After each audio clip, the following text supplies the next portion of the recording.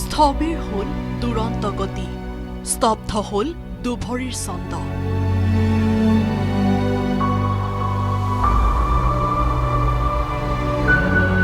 অসম ফুটবলৰ ৰাজপুত্ৰৰ প্ৰয়াণ। ৭০-৮০ দশকৰ অসমৰ ফুটবল প্ৰেমীৰ বুকু বিদাৰি যোৱা খবৰ। গিলবাৰ্টছন চাংমা আৰু নাই। কাহিলীপাৰাৰ এই ঘৰটোত আৰু শুনা নাযাব দুৰ্জেয় গিলবাৰ্টছন চাংমাৰ মাত।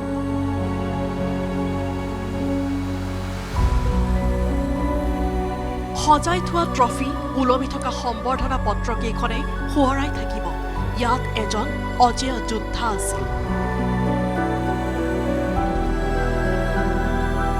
দ্ৰুতবেগী ফৰৱাৰ্ডৰ জীৱনৰ ফাইনেল হুইছেল বাজি উঠিল শনিবাৰে পুৱা।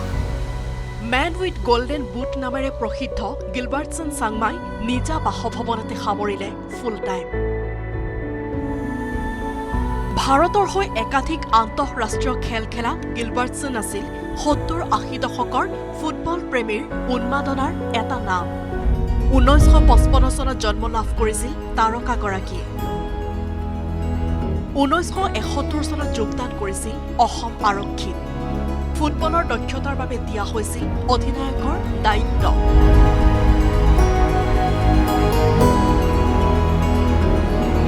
লগত যেতিয়া আছিলোঁ কেম্পত, তেতিয়া আমি সদায় চাই ফুৰিছিলোঁ তেওঁ কেনেকৈ বল মাৰে, কেনেকৈ লয়, কেনেকৈ দিয়ে, আৰু সেই অনুসৰণে আমি অলপ ফুটবল খেলিছিলোঁ তেতিয়া।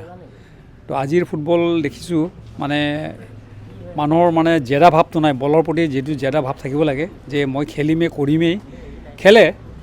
এনেকুৱা নহয় যে ভাল প্লেয়াৰ নাই, বহুত ভাল প্লেয়াৰ আছে, কিন্তু যথেষ্ট মই নাভাবোঁ যে মানে তেওঁৰ লগত তেওঁ যে খেলিছিলে সেই আগ্ৰহ, সেই চেষ্টাটো মানে কম দেখোঁ আজিকালি খেলুৱৈ।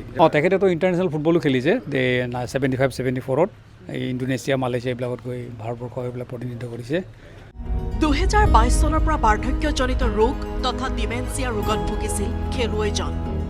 অসম চৰকাৰে অসমৰ দ্বিতীয় সৰ্বোচ্চ অসামৰিক সন্মান অসম সৌৰভ প্ৰদান কৰিছিল গিলবাৰ্টছন চাংমাক।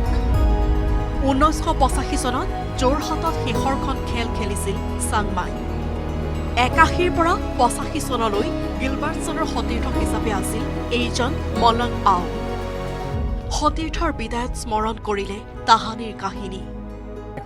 81ৰ পৰা 85 তেখেতৰ লগত ওতঃপ্ৰোতভাৱে লাগি আছিলোঁ খেলত।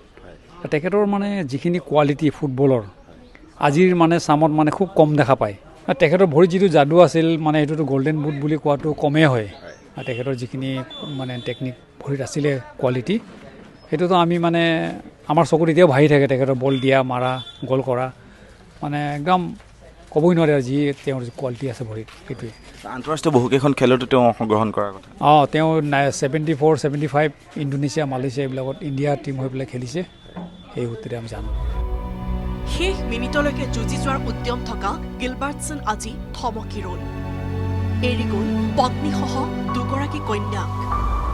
মালিগাঁৱৰ আদিংগিৰি পাহাৰেই হ'ব গল্ডেন বয়ৰ শেষ ঠিকনা। ভাস্কৰ জ্যোতি শইকীয়াৰ report, news 18 Assam north east.